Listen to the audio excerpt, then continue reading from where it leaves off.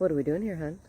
We are doing a late August garden tour. We haven't done one for a long time, so we just want to run through the garden real quick and show you some of the hits, some of the misses that we're noticing. We're doing this quite early in the morning because it's going to get uber hot in the next day or two. So yeah, we'll just quickly run you through the garden. Let's go.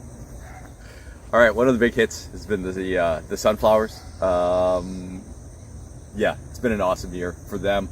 Haven't had much water, but they don't seem to care. The pollinators have absolutely loved them, and we've really enjoyed them from the patio garden.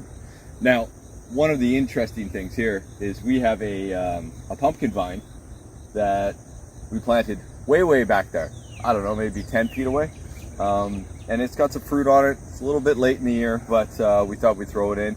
And it sure is romping away, as you guys like to say. So the other thing is this asparagus. This is year 2 for this asparagus.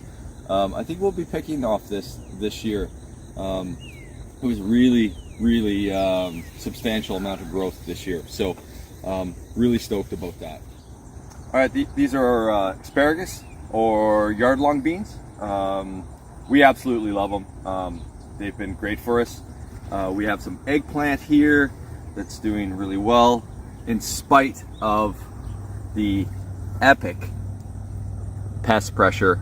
Some sort of beetle is eating this. We're not sure anymore what's what, but yeah, something is enjoying it, but we're still getting quite a few eggplants. So peppers is another one that's been a big hit for us this year. This is an Ajarski. It is a red, thick-walled pepper. You can see it's pretty loaded with peppers, and we've had a few, and they are absolutely delicious. So highly recommend the Ajarski. We'll do a bit of a harvest and show you guys at the end what we get. But yeah, peppers have been awesome this year.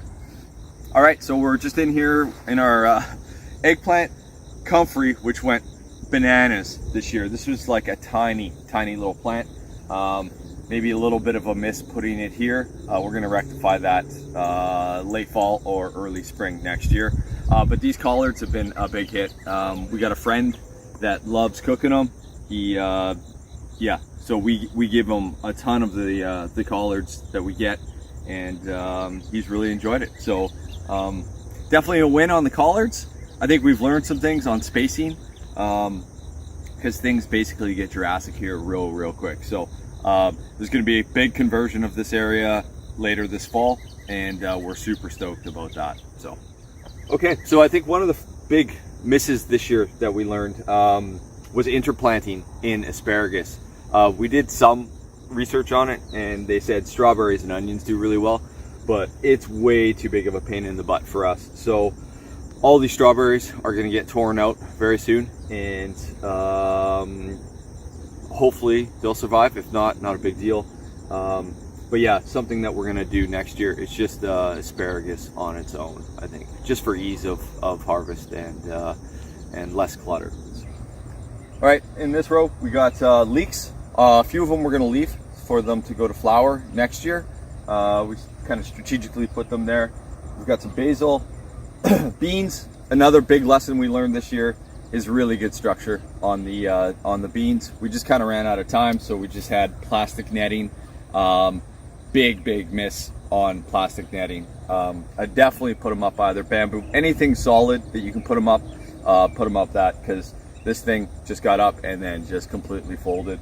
We're getting a bunch of beans, but obviously the harvest has been affected quite a bit. So, and then this plant, which will, if we find out what it is, it is a pepper, but it is loaded with peppers. They almost look like a shishito, but I know they're not. But yeah, there is a ton of peppers, and the trunk on this thing is absolutely humongous.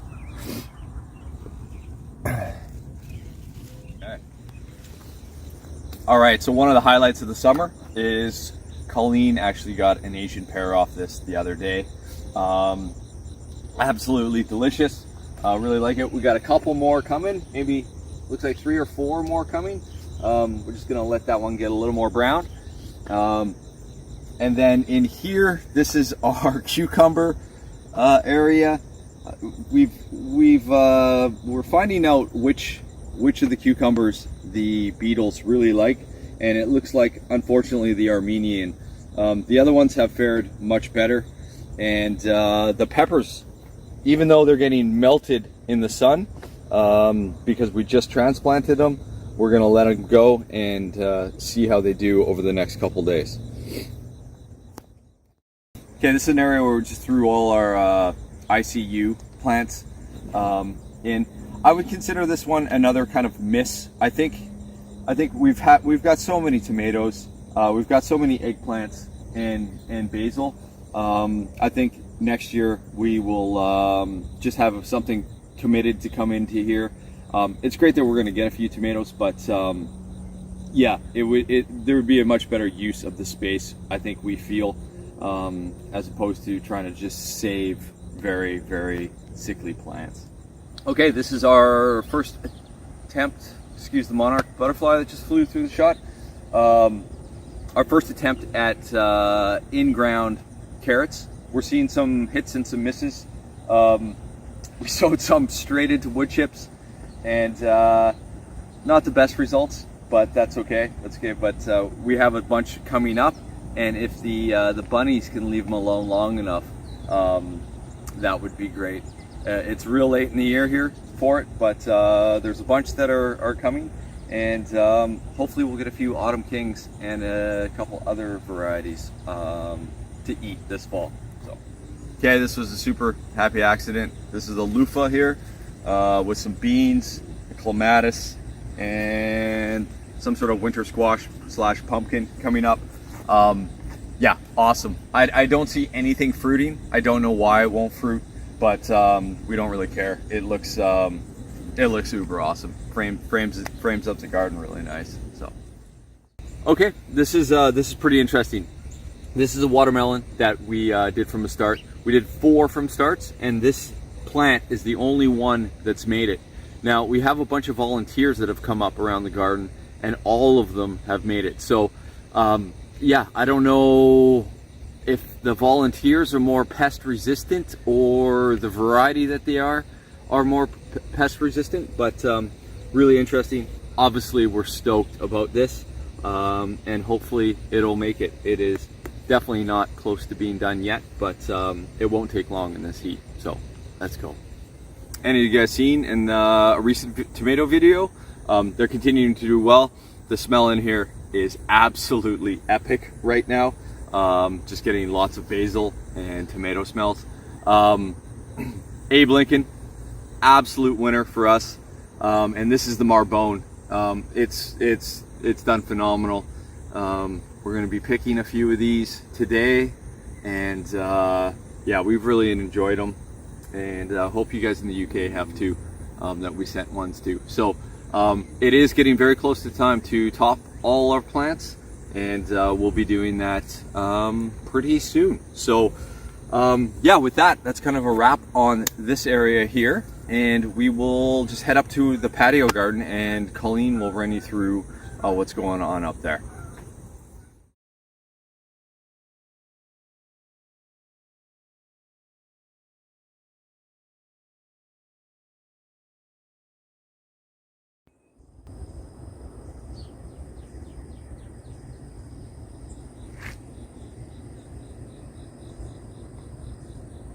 So we're up here in the patio garden. There are some vegetables. We're going to start with those first, and then we'll talk about these beautiful flowers. It's changed quite a bit since we first got here. It's remarkable. So let's go out though and look at the vegetables that are here in the patio first. So the green stalk has been sort of a lifesaver. It's not Jason's favorite. The lettuce does tend to bolt almost instantly when it's in here in the summertime, but we get enough off so that we can have BLTs, and that's really all we want. Lettuce and tomato at the same time. We are using it also for some lettuce leaf basil that's growing, and also some pongo beans, because we think that the bunnies won't come up here to the top and eat the pongo beans. Jason has a beautiful Jay's Peach Ghost Pepper that he's been babying along, and it's got some fruit on it. That is super exciting. He will enjoy that, and no one else will. Blueberries are going to be repotted this year. They are doing really well, but their pots are too small, so we're going to pot them and grow them in pots rather than out in the garden because of the pH of the soil. And we just got some ever-bearing raspberries from Brian Siebert, and they don't look so great right now, but they're going to be just fine. They're going to take off and they'll be beautiful. Okay, so in these beds there are some cauliflowers. My mom grew 3 different kinds. The only one that's produced is something called Twist. So it's not the traditional kind of smoother head, it's twisty.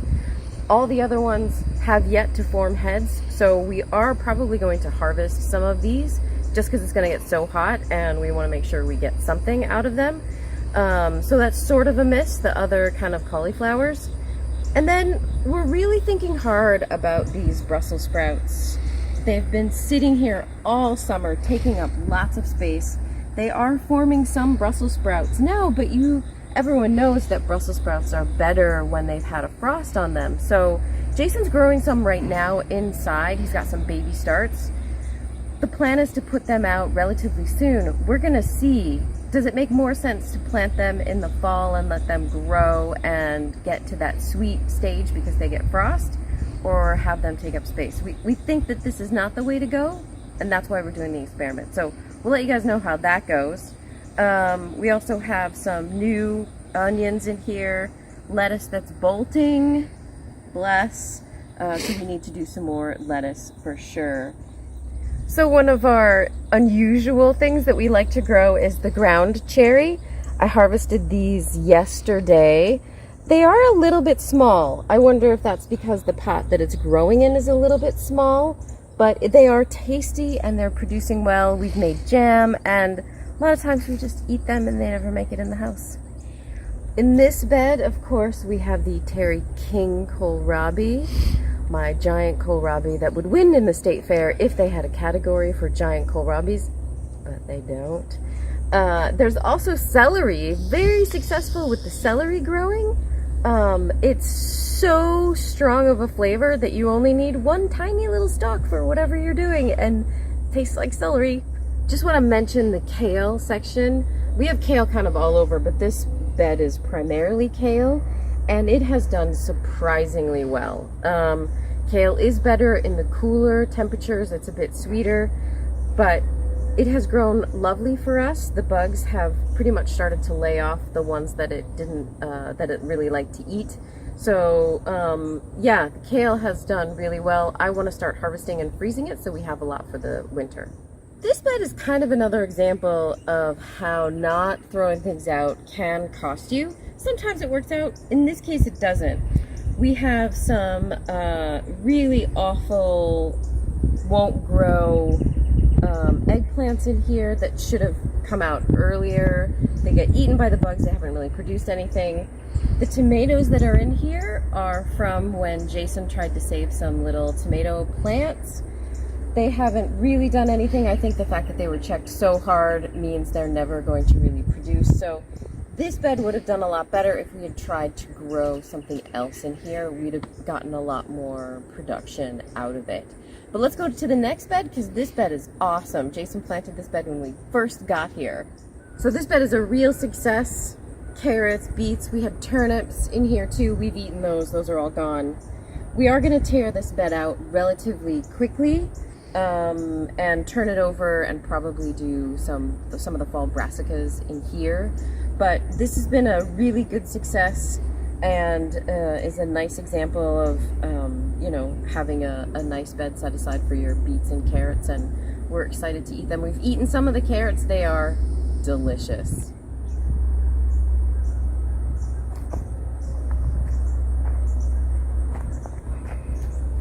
The area closest to the house is reserved for all the beautiful flowers, either grown from seed or small starts that we got from Garden Center, such as these beautiful double petunias that my mother just fell in love with, so we have lots of those. There are some missteps in here. The Mexican sunflower that we grew from seed, I guess we didn't realize it got 6 feet tall. It needs to be up against the house. We did throw in also a couple of tomatoes. That was a mistake. We should have kept the tomatoes back where they were. I've already pulled one out, and I'm gonna pull this sad looking thing out too. They don't get the care that they need, and they just don't do well up here. So other than that though, the zinnias were all started from seed, so they look great. And yeah, we are enjoying all the beautiful flowers. We've just let them kind of go. I'd say the biggest hit, of course, is the sunflower patch that's up here. That sunflower patch was only supposed to be 3 feet high, but it's a bit taller than that. So it's been super cheerful and great. But again, kind of in the wrong place. It blocks the view a little bit. So just always some adjustments for the garden. It's starting to get a bit warm out here, so I think we're gonna do our harvest and show you guys what our harvest looks like. And then that's the end. Thanks so much for watching. I hope you guys have a great day. Stay cool. Stay awesome. I'm about to get my hands dirty. Let's go.